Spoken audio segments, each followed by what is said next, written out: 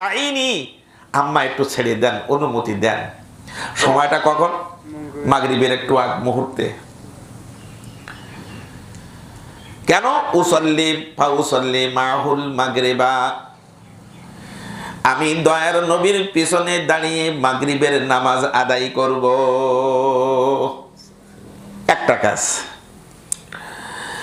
2 নম্বর, ওয়া আসআলুহু আন ইস্তাগফিরা লি ওয়া লাকে, নামাজ শেষে আমি দয়ার নবীর কাছে বসে যাব, বসে যেয়ে দয়ার নবীর কাছে আবেদন করব, ও নবী, আমি আমার জন্যে আর আমার মায়ের জন্যে আপনি মালিকের কাছে একটু ইস্তেগফার করেন, গুনাহ মাফ চেয়ে নেন আপনি। আন ইস্তাগফিরা লি ওয়া লাকে। আম্মা জান, মাগরিবের নামাজ পড়ব আর আমার জন্যে আপনার জন্যে আল্লাহর রসুলের কাছে আমি আল্লাহর কাছে মাগফিরাত চাইয়ে নেব। আল্লাহর রসুল যদি কারোর বিষয়ে মাগফিরাত চায়, আল্লাহ রসুলের বলতে দেরি হয়, জবান দিয়ে বাইর হতে দেরি হয়, কিন্তু আল্লাহর কাছে কবুল হতে দেরি হয় না। আল্লাহ, এজন্য এই হাদিস থেকে আরেকটা শিক্ষা এই কথা দিয়ে, আপনি যখন কারোর কাছে দোয়া চাবেন, হুজুর আমার জন্য দোয়া করেন, বা কোনো মুরব্বির কাছে দোয়া চাইলেন, তখন সাথে সাথে আব্বা আম্মার জন্য দোয়া চাওয়া, আব্বা আম্মার জন্য। হুযায়ফা বলেন, ওয়া আসআলাহু আন ইস্তাগফিরা লি ওয়া লাকে, আমার জন্য আর আপনার জন্য রাসূলের কাছে দোয়া চাবো, যেন তিনি আল্লাহর কাছ থেকে আমাদের মাগফিরাত চেয়ে নেন। সন্তানদের জন্য উচিত নিজে যখন দোয়া চাবে, সাথে সাথে পিতামাতার জন্য কি করা। আমাদের পিতামাতা কি বেশি আছে কারোর? আছে না? অনেকেরই আছে। দোয়া চাবেন মুরব্বীদের কাছে। ওনার আম্মা বললেন, তাহলে তুমি যেতে পারো, তোমাকে অনুমতি দিতে পারি। হুযায়ফা রাদিয়াল্লাহু তাআলা আনহু আম্মার কাছে অনুমতি নেওয়ার পরে বাড়ির থেকে দৌড়ানো শুরু করে দিয়েছে, কারণ সময়টা হলো মাগরিবের আগ মুহূর্তে। আল্লাহ রাসূল সাল্লাল্লাহু আলাইহি ওয়াসাল্লামের পিছনে তিনি নামাজ আদায় করবেন, দৌড় মেরেছে। ফাতাইতুন নবী সাল্লাল্লাহু আলাইহি ওয়াসাল্লাম, হুযায়ফা রাদিয়াল্লাহু তাআলা আনহু বলেন, আমি নবী সাল্লাল্লাহু আলাইহি ওয়াসাল্লামের খেদমতে আসলাম। আসার পরে ফাসাল্লাইতু মাহুল মাগরিবা, আমি রাসূলের পিছনে মাগরিবের নামাজ আদায় করলাম। মাগরিবের সালাত আমি রাসূলের পিছনে আদায় করলাম। দয়ার নবী নামাজ পড়লেন, নামাজ পড়ার পরে সুন্নত পড়লেন, সুন্নত পড়ার পরে আবার তিনি নফল পড়া শুরু করে দিয়েছেন। নফল পড়া। হুযায়ফা রাদিয়াল্লাহু তাআলা আনহু বলেন, আমি বসে আছি রাসূল সাল্লাল্লাহু আলাইহি ওয়াসাল্লামের পিছনে, রাসূলের নামাজ শেষ না হলে তো আমি রাসূলের কাছে দোয়া চাইতে পারছি না। নামাজ শেষ হবে তো দোয়া চাবো। সুন্নতের পরে দয়ার নবী আমার নামাজ শুরু করে দিয়েছেন। আপনাদের কাছে আমি একটা বিষয় বলতে চাই, সেটা হলো, যদি সময় থাকে, তাড়াহুড়া না থাকে, তাহলে মাগরিবের নামাজের পরে 6 রাকাত আওয়াবিনের নামাজ আদায় করা। কয় রাকাত? যদি তাড়াহুড়া না থাকে, তাড়াহুড়া না থাকলে মাগরিবের পরে 2 রাকাত করে 6 রাকাত কি পড়া, আওয়াবিনের নামাজ পড়া পারা যাবে ইনশাআল্লাহ। ইনশাআল্লাহ, আল্লাহ কবুল করে, যদি তাড়াহুড়া না থাকে। আল্লাহ রাসূলের আগের পিছনের সব গুনাহ তো আল্লাহ মাফ করে দিয়েছেন। সূরা ফাতিহার 2 নম্বর আয়াত, লিয়াগফিরা লাকাল্লাহু মা তাকাদ্দামা মিন জামবিকা ওয়া মা তাআখার আল্লাহ রসুলের জীবনে কোনো গুনাহ নাই, আল্লাহ তার আগে থেকে মাফ করে দিয়েছেন। তারপরও আল্লাহ রসুল সাল্লাল্লাহু আলাইহি ওয়াসাল্লাম মাগরিবের নামাজের পরে আবার নফল পড়া শুরু করে দিয়েছেন। নফল পড়া শুরু করে দিয়েছেন। আমরা 2 রাকাত নামাজ পড়লে সময় থাকুক আর না থাকুক মসজিদে আর বসতে চাই না, কথা ঠিক না? মসজিদে আর বসতে ফাসাল্লা হাত্তা সাল্লাল ইশা, রাসূল সাল্লাল্লাহু আলাইহি ওয়াসাল্লাম নামাজ শুরু করে দিয়েছেন। নামাজ পড়তেছেন তো পড়তেছেন, পড়তেছেন তো পড়তেছেন, পড়তে পড়তে ঈশার ওয়াক্ত শুরু হয়ে গেল। আমরা ঈশার নামাজ পড়ি 1 ঘন্টা 10 মিনিট বা 15 মিনিট পরে মাগরিবের নামাজের।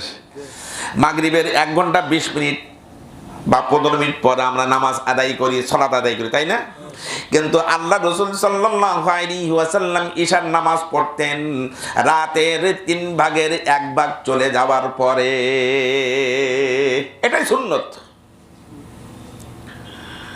قال رسول الله صلى الله عليه وسلم লাউলা আন আশুক্কা উম্মতি লা আমারতুহুম বিসওয়াকি ইনদা সলাতি ওয়া তাখিরুল ইশাই বিসুলুসিল লাইল। আল্লাহ রাসূল সাল্লাল্লাহু আলাইহি ওয়াসাল্লাম বলেন, আমার উম্মতের যদি কষ্ট না হতো, কষ্টটা আমি অনুভব না করতাম, কষ্ট না হতো, তাহলে আমি প্রত্যেক মুসল্লি আমার উম্মতদেরকে বলতাম প্রত্যেক নামাজের সময় সে যেন মিসওয়াক করে। কি করে? মেসওয়াক না করে যেন সে নামাজ আদায় না করে নির্দেশ দিতাম। আর নির্দেশ দিতাম রাতের 3 ভাগের 1 ভাগ চলে যাওয়ার পরে যেন সেই ঈশার নাম সালাত আদায় করে। আল্লাহ রাসূল তো দয়ার নবী, এই জন্য ওর নির্দেশ দেন নাই কি আমার উম্মত দুর্বল পারবে না। মাগরিবের নামাজ পড়ার পরে আবার শুরু করে দিয়েছেন রাসূলুল্লাহ সাল্লাল্লাহু আলাইহি ওয়াসাল্লাম নফল নামাজ পড়া। রাতের 3 ভাগের 1 ভাগ চলে যাবার পরে হযরত বিলাল রাদিয়াল্লাহু তাআলা আনহু ঈশার সালাতের আযান দিলেন। আযান দেওয়ার পরে রাসূল করিম সাল্লাল্লাহু আলাইহি ওয়াসাল্লাম সময় মতো ঈশার নামাজ পড়াইলেন। ঈশার নামাজ পড়ানোর পরে সুম্মা ইনফাতালা ফাতাবাতুহু, রাসূলুল্লাহ সাল্লাল্লাহু আলাইহি ওয়াসাল্লাম নামাজ শেষ করে যখন মসজিদ থেকে বাহির হইতেছেন, আমিও রাসূল সাল্লাল্লাহু আলাইহি ওয়াসাল্লামের পিছনে চড়া শুরু করে দিলাম। ভালো করে শুনেন, আমার জন্য উপকার, আপনাদের জন্য উপকার।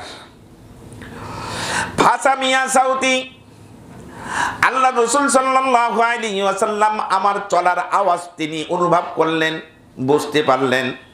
ফাকালা মান হাযা, রাসূল জিজ্ঞাসা করলেন, এই কে তুমি? মান হাযা, কে তুমি? হুযায়ফা, এই তুমি কি হুযায়ফা? মান হাযা, হুযায়ফা, এই তুমি কি হুযায়ফা?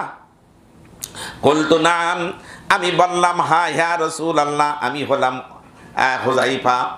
ক্বালা রাসূলুল্লাহ সাল্লাল্লাহু আলাইহি ওয়াসাল্লাম, তখন রাসূলুল্লাহ সাল্লাল্লাহু আলাইহি ওয়াসাল্লাম বলেন, ওয়া মা হাজাতুকা, এই তুমি কি জরুরতে আসছো? তোমার জরুরত কি? তোমার প্রয়োজন কি? গফরাল্লাহু লাকা ওয়া লি উম্মিকা, আল্লাহ রাসূল কাছে তার আবেদন পেশ করার আগে আল্লাহ রাসূল বলে দিতেছেন, আল্লাহ তোমাকে আর তোমার মার জীবনের গুনাহগুলো maaf করে দি। সুবহানাল্লাহ। হুযায়ফা মানে দোয়া চাওয়ার আগে আল্লাহ রাসূল কি করে দিচ্ছেন?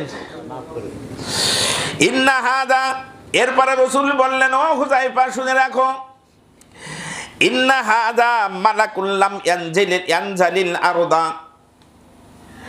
ওয়া মা ক্বাবলা হাযিহিল লাইলা কাত্তুন ক্বাবলা হাযিহিল লাইলা। রাসূল বললেন, ও হুযায়ফা, এই মুহূর্তে আমার কাছে একজন ফেরেশতা আসছেন। কি আসছেন? আমার হাদিসটা বলার উদ্দেশ্য হলো হাসান হুসাইন আল্লাহ এবং আল্লাহ রাসূল কত দামি। এই মুহূর্তে একজন ফেরেশতা আসছেন। ফেরেশতা এসে আসছেন, এই ফেরেশতা আজকের রাত্রে ছাড়া জীবনে কোনোদিন ফেরেশতার জন্মলগ্ন থেকে পৃথিবীর বুকে আর নামে নাই। কথা কি বুঝে আসছে? লাম ইয়ানজালিল আরদা কাত্তুন ক্বাবলা হাযিহিল লাইলা, আজকের এই রাত ছাড়া জীবনে এই ফেরেশতা কোনোদিন পৃথিবীর বুকে নামে নাই। এই ফেরেশতা ইস্তাজানা রাব্বাহু, এই ফেরেশতা আল্লাহর কাছে অনুমতি চাইছেন। অনুমতি চাইয়ে বললেন ইউসাল্লিমু আলাইয়া, আল্লাহর কাছে ফেরেশতা অনুমতি চাইলেন, ও আল্লাহ আপনি আমার অনুমতি দেন, আমি একটু দুনিয়ায় তোমার নবীর কাছে যাব, তোমার হাবিবের কাছে যাব। যে ইসাল্লিমু আলাইয়া, আমার উপরে সে কি করবে? সালাম করবে। ফেরেশতা আল্লাহর কাছে অনুমতি চাইতেছেন। ইসাল্লিমু আলাইয়া, অনুমতি চাইছেন আমার কাছে, আল্লাহর কাছে, যে সে আমাকে সালাম করবেন। ওয়া ইউবাশশিরুনি বিআন্না ফাতেমাত সাইয়্যিদাতু নিসাই আহলিল জান্নাহ, আর আল্লাহর কাছে আরো অনুমতি চেয়েছেন এই জন্য যে আমি রহমতুল লিল আলামিনের কাছে একটা সুসংবাদ দিবেন। একটা কি দিবেন? সুসংবাদ হলো আল্লাহর রাসূলের নয়নের পুতুলি হযরত ফাতেমাতুজ জোহরা রাদিয়াল্লাহু তাআলা আনহা, ছোট মেয়ে না বড় মেয়ে? জোরে বলেন। ছোট মেয়ে না? আল্লাহ রাসূল সাল্লাল্লাহু আলাইহি ওয়াসাল্লামের ছোট মেয়ে হযরত ফাতেমা। এই ফাতেমা রাদিয়াল্লাহু তাআলা আনহার সম্পর্কে রাসূলের কাছে সুসংবাদ দেবেন। সুসংবাদটা হলো নিসা সাইয়্যিদাতু নিসাই আহলিল জান্নাহ, ইনি হবেন জান্নাতের মহিলাদের নেত্রী। সুবহানাল্লাহ বলবেন না? জান্নাতি মহিলাদের কি নেত্রী, সুসংবাদ। আর ওয়া ইন্নাল হাসানা ওয়াল হুসাইনা সাইয়্যিদা শাবাবি আহলিল জান্নাহ, আরো একটা সুসংবাদ আমার কাছে পৌঁছে দেওয়ার জন্য ফেরেশতা আল্লাহর কাছে অনুমতি চেয়েছেন যে হাসান আর হুসাইন জান্নাতি যুবকদের কি হবেন? জোরে বলেন। নেতা, সর্দার হবেন। আল্লাহু আকবার। আমি হাদিস দ্বারা যেটা বোঝাতে চাচ্ছি যে আল্লাহর কাছে এবং আল্লাহর রাসূল সাল্লাল্লাহু আলাইহি ওয়াসাল্লামের কাছে হযরত হাসান আর হুসাইন অনেক দামি মানুষ ছিল।